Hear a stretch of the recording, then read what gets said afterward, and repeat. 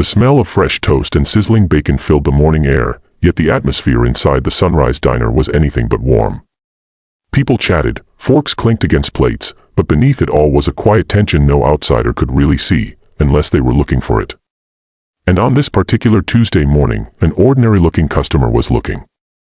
A man in a plain hoodie and faded jeans sat alone at a corner booth, unnoticed by everyone except the waitress who approached him. Nobody knew that the man holding the menu was actually the owner, an undercover black boss who had built this diner from nothing. His name was Mason Carter. And he was about to hear something that would shake him to his core. Before we go deeper, if you believe kindness, second chances, and treating people with dignity truly matters in this world, make sure you like, comment, share, and subscribe to Soul Moment Story. Your support helps these stories reach more hearts. Mason had inherited the diner from his mother before she passed, and he had sworn to maintain her legacy: affordable food, respect for every employee, a family-feeling environment. But in recent months, the place felt different. Customer complaints were rising, and the manager, who was hired during Mason's year away on expansion projects, kept making excuses. So Mason returned without a word to anyone and decided to work undercover as a customer. He wanted the honest truth, not the polished reports he kept receiving. When the waitress came to take his order, everything about her looked exhausted. Her name tag read Alina. Her apron was stained, and her smile was the kind that hides more pain than joy. Mason asked only for toast, not because he was hungry, but because he remembered his mother saying you can judge a restaurant by how it makes the simplest thing. Alina nodded politely, but as she turned away, she winced and held her side like she was hurt. She pushed through the swinging doors into the kitchen, and that's when Mason heard it, a whisper she didn't mean for anyone to hear. "Please, I need my paycheck early. I can't pay for his medicine." Her voice trembled. The kitchen manager snarled something Mason couldn't make out, but the next thing he heard struck him like lightning. "Then work more tables and stop whining. You people only show up for pity money anyway."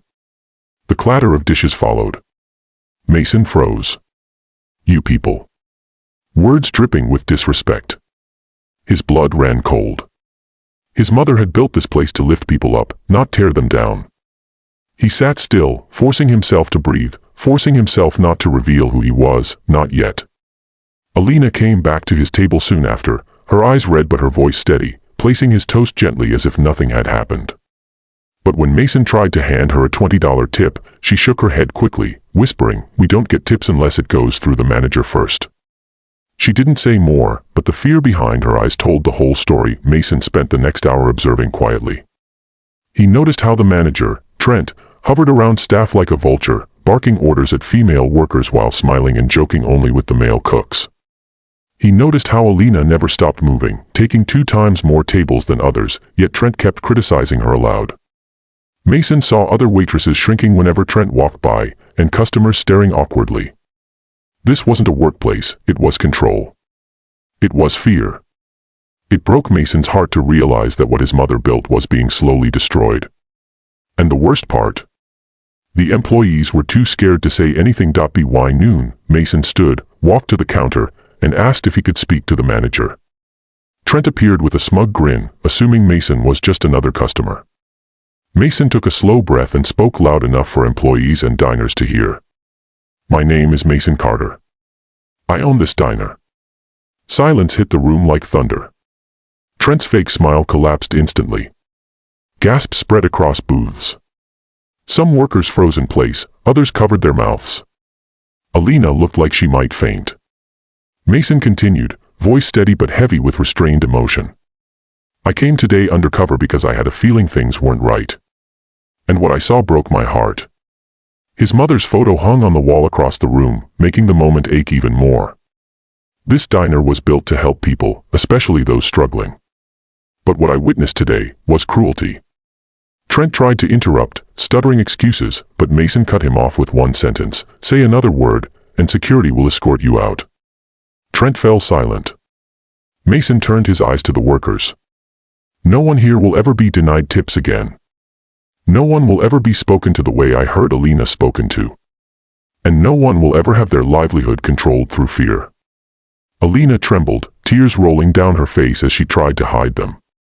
Mason walked toward her slowly.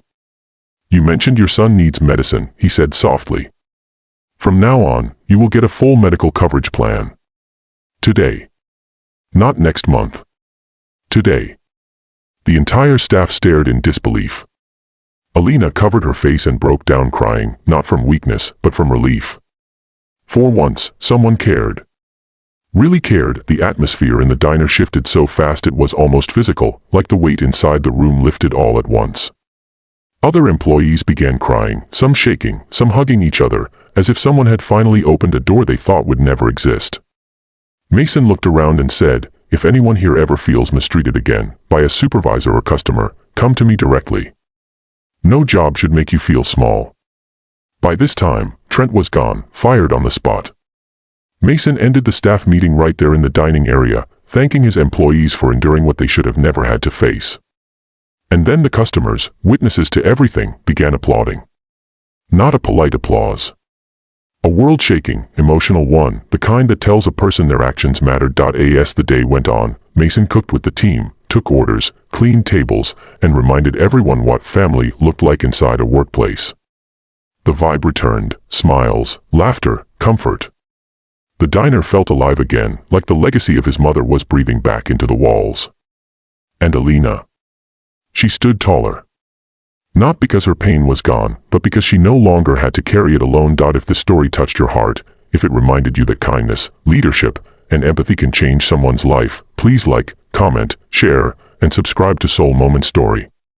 Your engagement helps spread humanity in a world that desperately needs it. Special request, comment below, kindness matters, so we know you're part of this family. Mason left the diner that night not as a boss who fixed a workplace, but as a man who honored his mother's dream, and promised himself he would never let it slip away again.